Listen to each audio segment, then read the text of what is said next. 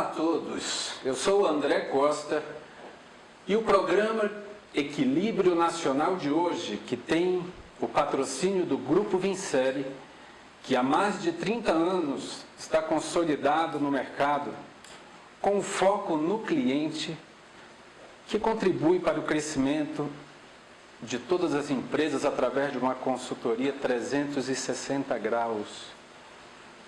Desde uma assistência jurídica, desde uma auditoria, desde um planejamento. Esse programa tem o patrocínio exclusivo do Grupo Vincere.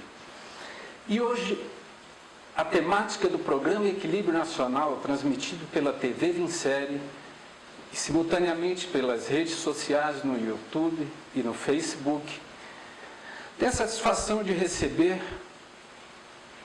o médico urologista geral, uro-oncologista, enfim, o doutor Cláudio Rodrigues, que também é proprietário da clínica Urus de Urologia, é uma pessoa, um profissional extraordinário, que se dedica à saúde do homem. E nós estamos no mês de novembro. Esse novembro é dedicado ao Novembro Azul, que cuida do homem, o cuidado do homem. Então, doutor Cláudio, é uma satisfação tê-lo aqui conosco. E para que o nosso telespectador possa entender melhor, nós queremos, fale um pouquinho da origem do Novembro Azul, apesar de que nós devemos nos cuidar todo dia, mas sim, esse mês é dedicado com certeza a essa atenção, esse foco especial à saúde de nós homens e de todos nós. Com certeza. É muito interessante falar sobre isso. E realmente não só no Novembro Azul, agradecer o convite, André. E é mais uma oportunidade de difundir o conhecimento, difundir conscientização. É uma palavra que às vezes fica um pouco batida, né? Mas não tem outra coisa para definir. É conscientizar, é colocar na cabeça do homem que ele também tem que se cuidar. A exemplo de como as mulheres fazem melhor do que nós. A origem do Novembro Azul também é um fato interessante, é uma curiosidade que muito pouca gente aborda, porque dia 17 de novembro é o Dia Mundial de Combate ao Câncer de Próstata. E foi aproveitando essa data que em 2003 surgiu um grande movimento na Austrália, chamado de Movember. Eles fizeram um trocadilho com as duas palavras, né, de mustache, bigode em inglês, e November, o mês de novembro. Então, foi o pontapé inicial aí para essa campanha maravilhosa e bem difundida mundialmente que a gente tem, do Novembro Azul, né? Foi o Movember em 2003 na Austrália. E a partir de então, as pessoas têm tido mais atenção nesse ponto tão fundamental, né? Com certeza. Exatamente isso. Na realidade, a gente tem que se cuidar todos os dias e propagar essa informação, mas realmente aí é um boost, é um incentivo a mais de falar para o homem se ligar e se tocar em relação à saúde. E nós homens, eu até estou nos incluindo, às vezes achamos que não temos tempo para nada. Mas, na verdade, ninguém gerencia o tempo. O tempo são prioridades que nós estabelecemos dentro da nossa vida. Concordo. E nós só percebemos, muitas vezes, a importância da saúde quando, em algum momento, nós deixamos de tê-la. Nos falta. Então, qual é a idade?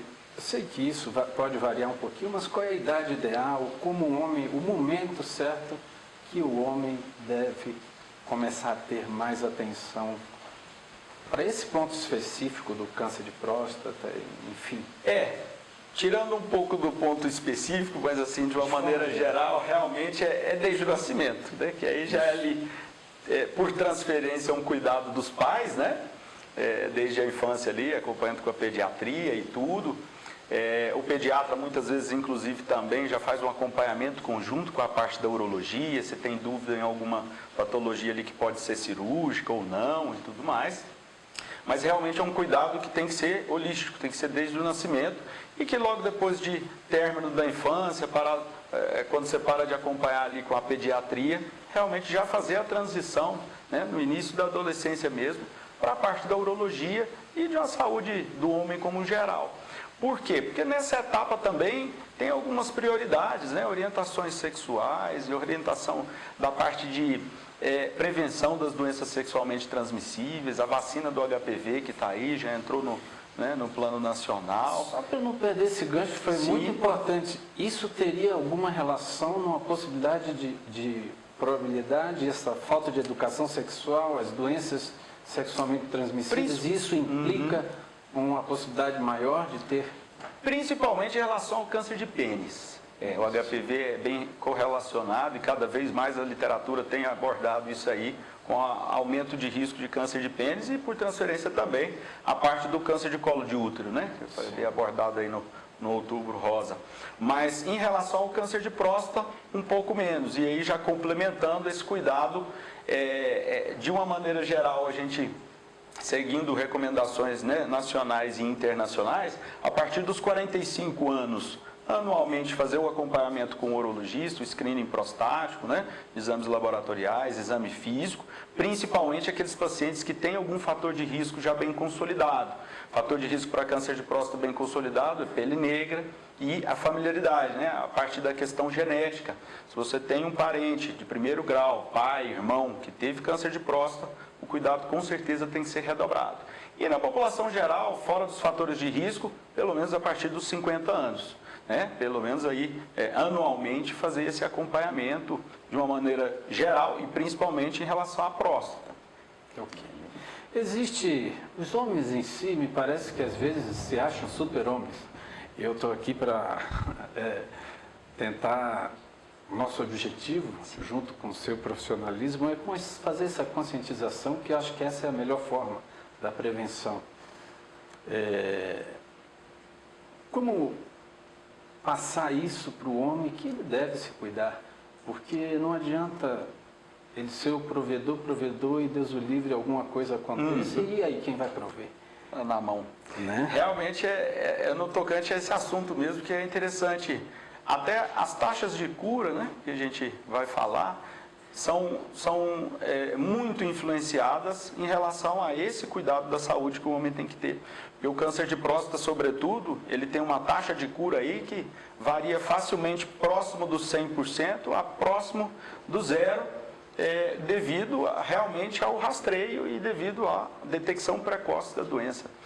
Culturalmente, né, que você tinha abordado, culturalmente o homem sempre foi ali, então, centrado, principalmente na sociedade machista aí de mais antigamente, em que se perpetuam muitos traços, né, marcantes dessa época, de que o homem é inabalável, é inatingível, é ali o centro da família e que o cuidado fica um pouco de escanteio ali para a mulher, né? Então, assim, tradicionalmente as mulheres têm um cuidado maior com a saúde delas mesmas do que os homens. Pela sua experiência e tantos pacientes que já atendeu de todas as faixas etárias e culturas que trazem esse paradigma do machismo, tá? O senhor percebe que em algum momento ir ao médico é uma demonstração de fragilidade para o homem? Percebo bastante em muitos pacientes, né? Realmente desse jeito, no tocante a todas as culturas, a todas as faixas, né, de classes sociais, isso aí realmente se vê. Você vê geralmente um paciente que é acompanhado por familiar, ali incentivando o autocuidado, incentivando procurar e buscar o melhor para ele, mas muito mais difícil do que o contrário, né? Muito mais difícil do que a mulher, que às vezes já está ali acompanhando com o ginecologista desde a infância e tendo esse cuidado geral já desde sempre, né? E o homem tem que se alertar para isso. Isso aí realmente é um ser humano, e inclusive as taxas de sobrevida, as taxas de expectativa de vida mostram isso, né? Não é só a violência relacionada ao sexo masculino, né, na sociedade, de acidentes e tudo, que baixa a expectativa de vida do homem. É o autocuidado também. Em média, 7 a 8 anos menor do que o das mulheres, né? Vai o nosso alerta a você, homem, como eu, como o doutor Cláudio, que está aqui. Temos que cuidar da nossa saúde. Enquanto a temos, é muito mais fácil prevenir do que arriscar. Não tenhamos vergonha, todos são tudo sucede a nós, as mulheres, a uma criança, a um filho. E ser, eu diria, né, doutor, que ser responsável pela família começa da responsabilidade com a gente mesmo, porque Sem dúvida. se em algum momento a gente falta ou fica doente, pior vai ficar, né? Sem dúvida nenhuma. Esse papel aí é crucial. E aí vem uma questão que é bastante discutida nessa questão, que são os sintomas, como até nós conversamos, e existe quais os sintomas, porque a mulher, me parece que no câncer de mama, como foi discutido no mês passado, ela tem algum sintoma, né? Ela já tem ali outro exame, mas no caso do homem, do câncer de próstata ou de alguma outra doença ali nessa parte urológica, como são os sintomas ou a que devemos estar atentos? É uma parte muito, muito interessante também, muito importante ser abordada, justamente também para ser usada como um argumento de alerta, porque é uma grande cilada. O câncer de próstata, ele não gera sintomas.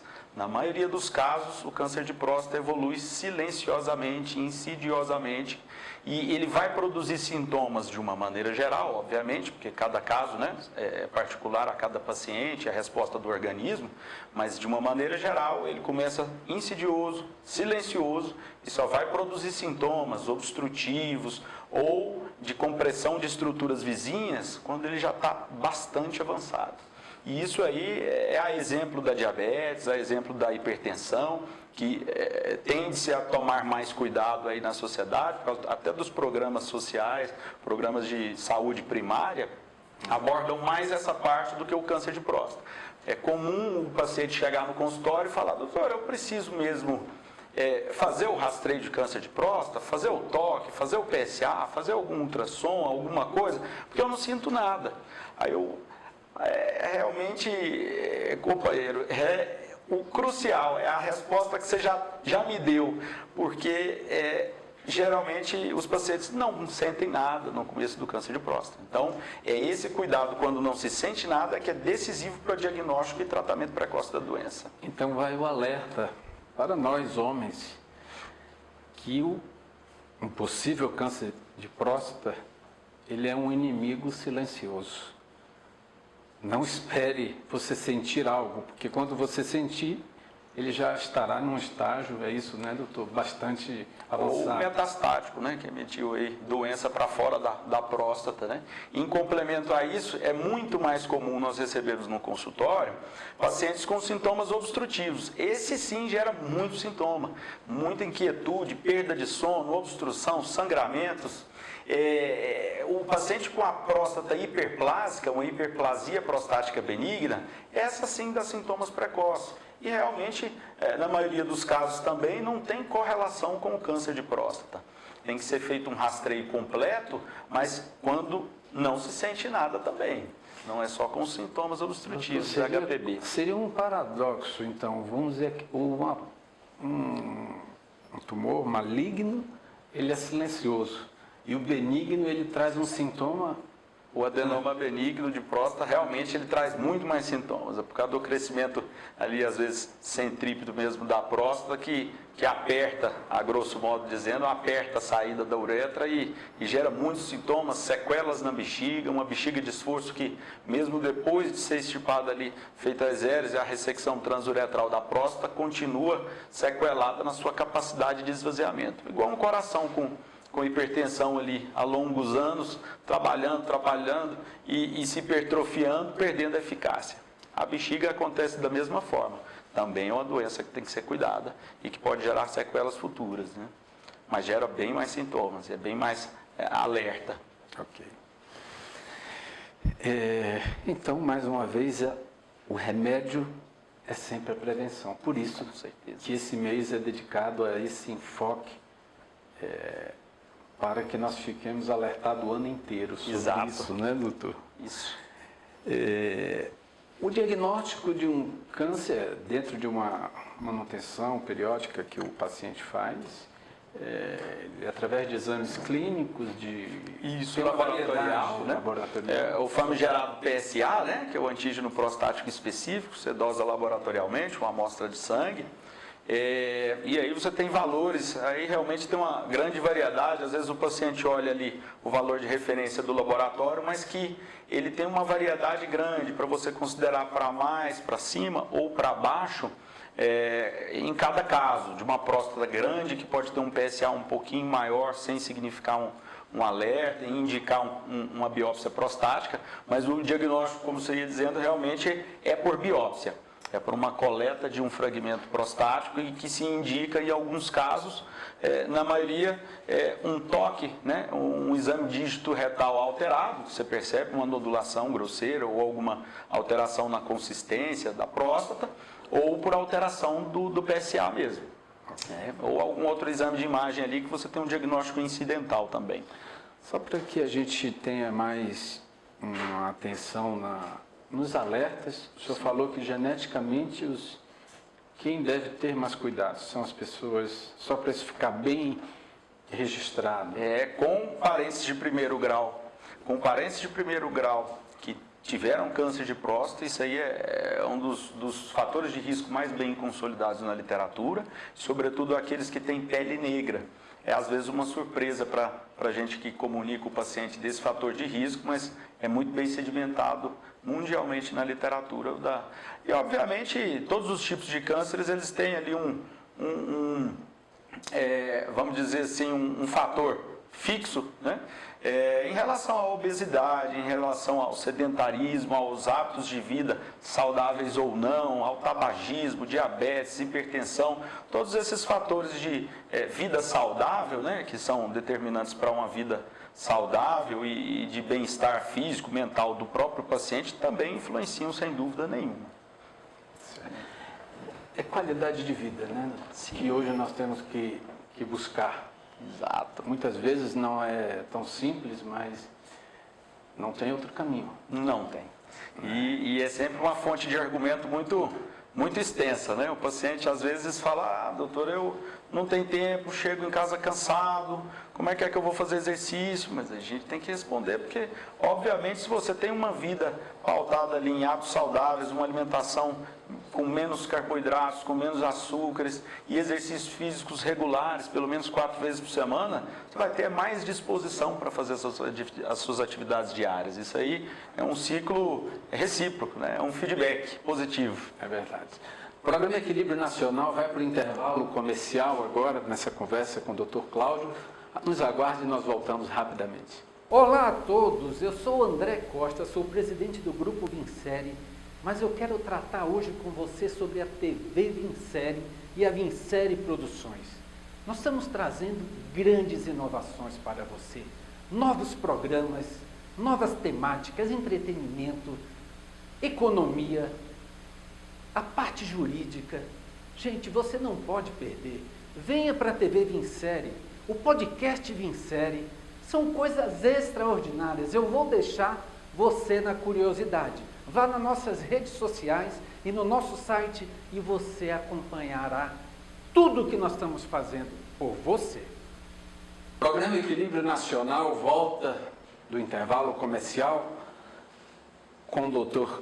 Cláudio Rodrigues, urologista geral. Lembrando que esse programa tem patrocínio do Grupo Vincere e nós estamos aqui cumprindo o nosso papel social de levar a você a informação do cuidado nesse mês de novembro com a saúde masculina. Doutor Cláudio, já conversamos, tem sido bastante produtivo. Eu diria, vou tratar uma temática, cada paciente é uma situação diferente. E lógico, nós pacientes, eu me colocando como um paciente, quando nós vamos numa primeira consulta, que de repente alguma coisa dá, nós já criamos uma ansiedade, como vai ser, que tratamento é, como não é, sim, como é aquilo, né? Enfim. Mas cada situação é uma situação. Eu queria que o senhor passasse, até porque essa ansiedade ela só vai trazer dano também. Sim, né? Então, atrapalha. de que maneira é feito todo esse diagnóstico, o mapeamento e como é, de forma geral, guardadas as devidas individualidades, né? Esse tratamento em si. O tratamento a partir do diagnóstico do câncer de próstata, realmente você tem que estratificar, como todo câncer, você estratifica a doença em um estágio.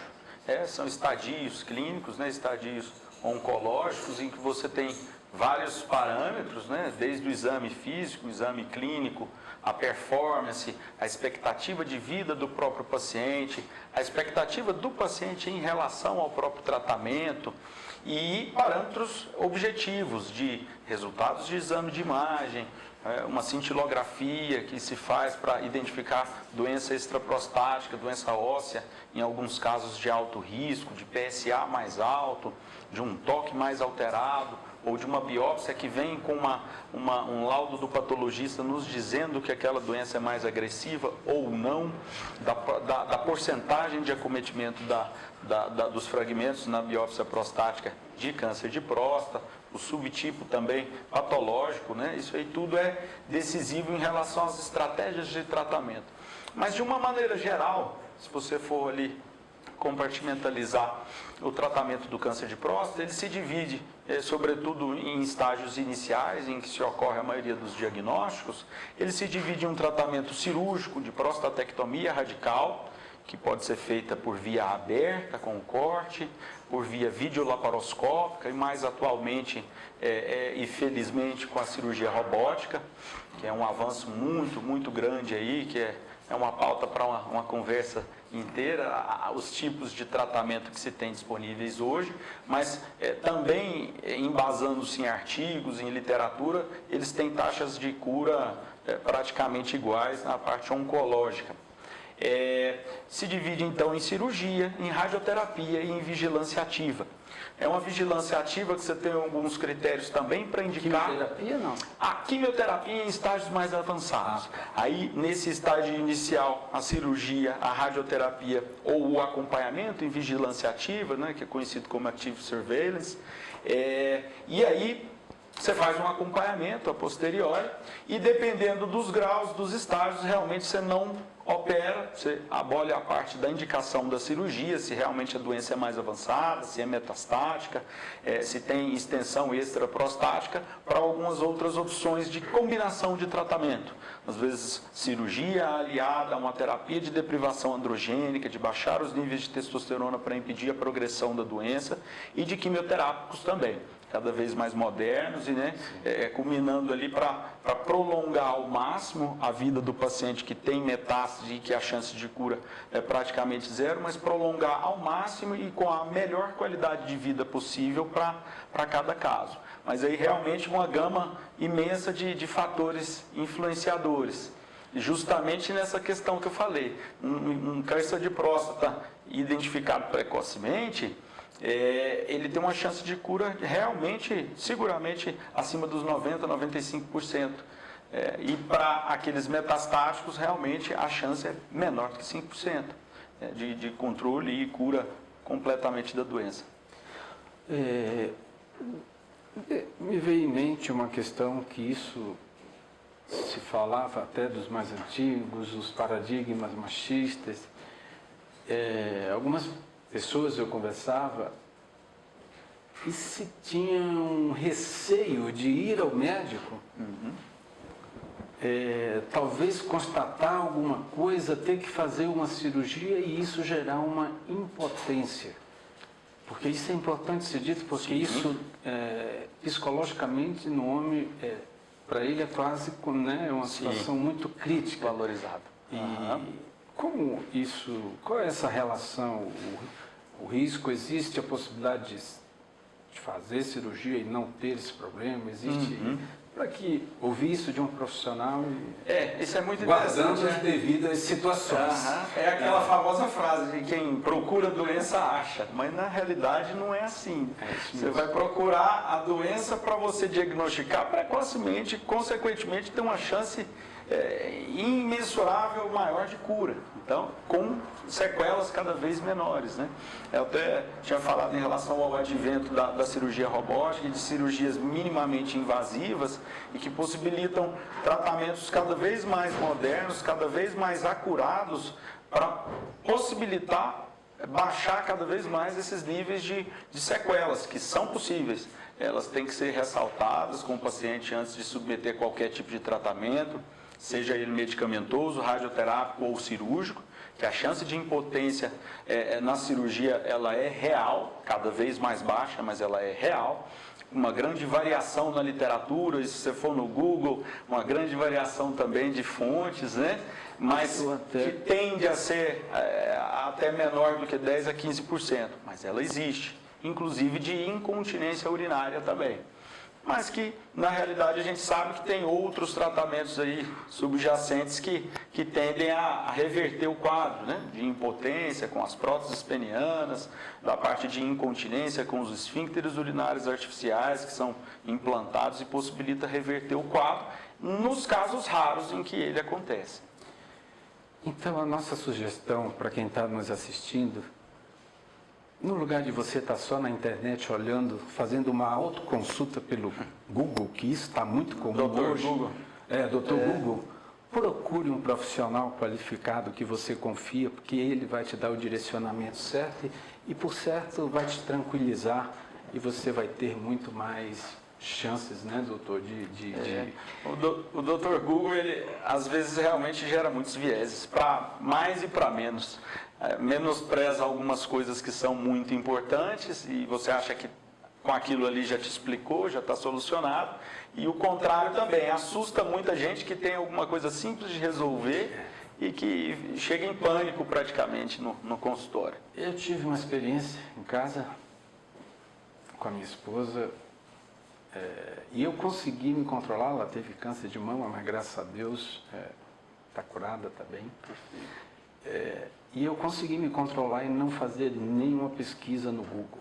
Teve umas filhas nossas que começaram a mexer e quando vinham com a informação eu digo, não quero ouvir, porque nós temos bons profissionais, nós estamos bem acompanhados, então isso nos deixou tranquilo um pouco mais, mesmo porque se eu sou profissional, eu não tenho que eu tenho que saber o que eu posso fazer, não que o senhor vai fazer por mim. Não é transferir a responsabilidade toda, né? Então, cada um tem a sua parte no tratamento.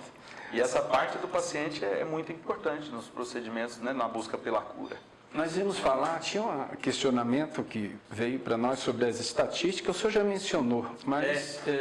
muito variável mesmo. O senhor diria que o câncer de próstata, também vai depender do estágio, né? Isso. Que for detectado, mas ele é um câncer que é mais propenso a gerar metástase do que outros ou não? Comparativamente, também é muito interessante fazer essa comparação. Comparativamente, se você pega a doença no estágio inicial, ela é bem mais possível de ser curada do que a maioria dos outros cânceres. É uma comparação bem interessante e que às vezes se estigmatiza muito o diagnóstico, mas em comparação com alguns outros tipos de cânceres, realmente assim, Deus nos livre, mas se tiver que escolher, realmente é uma das opções boas, vamos dizer assim. É um câncer, uma doença maligna um pouco menos agressiva do que a maioria dos outros tipos de tecido acometidos no corpo. Temos que ter muito cuidado, né? Nós já falamos sobre a questão do diagnóstico, do exame, e isso, hoje em dia até já virou piada, vamos dizer assim, entre rodadas de homem. Corriqueira, né? Em todas as idades, das crianças aos mais idosos. Um exame elimina o outro, necessariamente tem que fazer PSA, tem que fazer o toque... o exame dígito retal, toque retal. Toque retal, isso é um protocolo. Isso, na realidade é justamente o que você falou, é protocolo que cada serviço adota de uma maneira, mas de uma maneira geral eu enxergo da seguinte forma. Não existe é uma das coisas mais estigmatizadas na medicina, o exame dígito retal, o exame do toque. Antes de fazer medicina, realmente já me deparei com inúmeras piadas, depois que me tornei urologista, aí é o tempo inteiro, até o próprio paciente sozinho faz piada, mas realmente é um exame de um benefício, na minha opinião, imensurável, em complemento com realmente os demais exames, a análise clínica, de anamnese, o exame físico e o PSA e algum outro exame de imagem. Mas é dessa forma, é um exame muito simples, extremamente simples, que às vezes se fantasia muito na cabeça, é um exame que em 5, 10 segundos você já terminou e realmente nos traz informações importantes nesse estadiamento e até na indicação da biópsia prostática. Se você percebe alguma coisa bastante alterada, realmente já é indicação, né, de acordo com os guidelines, de você indicar o procedimento complementar de biópsia prostática. Então, hoje em dia, ainda na prática clínica diária, é adotado o PSA, né, em seus devidos valores de referência, um PSA alterado e uma repetição desse exame também alterado, já é indicação de fazer a biópsia prostática, bem como um toque retal alterado também. E muitos pacientes chegam, perguntam, doutor, mas a medicina está tão moderna, será por que não inventaram nada para substituir o toque?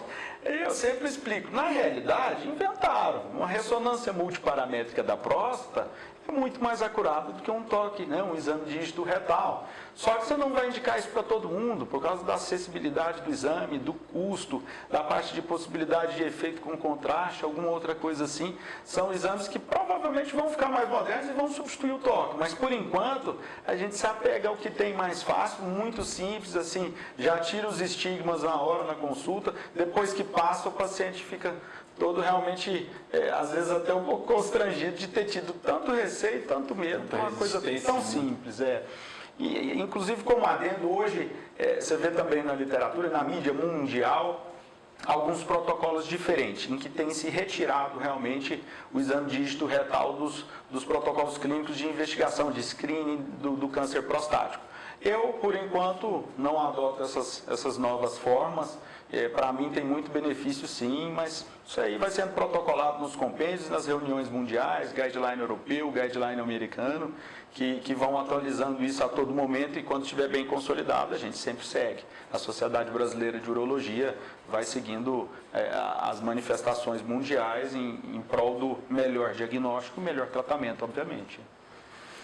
Excelente, doutor. Nós temos certeza que essa conversa foi bastante esclarecedora. Eu queria deixar para que o senhor fizesse alguma consideração final, de repente algo que o senhor considera fundamental que se passou. E também, o senhor é sócio da URUS, né? Clínica URUS de Urologia. Falar um pouquinho também o que o homem pode encontrar lá. E vou te deixar à vontade para fazer, pode olhar ali para a câmera. Mas realmente a mensagem final, né, o take home message, realmente é aquilo. Não se cuide, você homem, apenas no Novembro Azul. É um cuidado que tem que ser contínuo. As horas de sono são importantes, um exercício físico regular é importante, uma alimentação adequada é importante, evitar vícios como o tabagismo, o alcoolismo, é tudo importante. Não menospreze sua saúde, que vai promover ali um bem-estar físico, corporal, orgânico, mas também mental. Ter um hobby, ter um lazer, ter uma fonte ali de extravasar é sempre importante. E isso pode ser através do esporte ou de alguma coisa que complemente ali para a sua saúde completa. Não se cuide só no Novembro Azul. E tudo que precisar, como você tem dito, tudo que precisar de ajuda e de dúvida e de esclarecimento e de screening, você pode encontrar com a gente. Nós estamos sempre disponíveis aí a abarcar os nossos pacientes, a receber com muito cuidado, com muito carinho, orientação, profissionalismo. Como você disse, eu sou do grupo da Clínica URUS de Urologia, que é um grupo bastante completo. Eu estou bem feliz de participar do grupo. tanto da parte de estética masculina, estética peniana, a parte de andrologia, uro-oncologia, a parte de cirurgia pediátrica, parte de urgências, né, as nefrolitises, ureterolitises, que faz tanta gente sofrer, sempre buscando o melhor tratamento para os pacientes e para todo mundo aí que tiver qualquer dúvida ou qualquer diagnóstico já firmado para prosseguir com o tratamento e sucesso.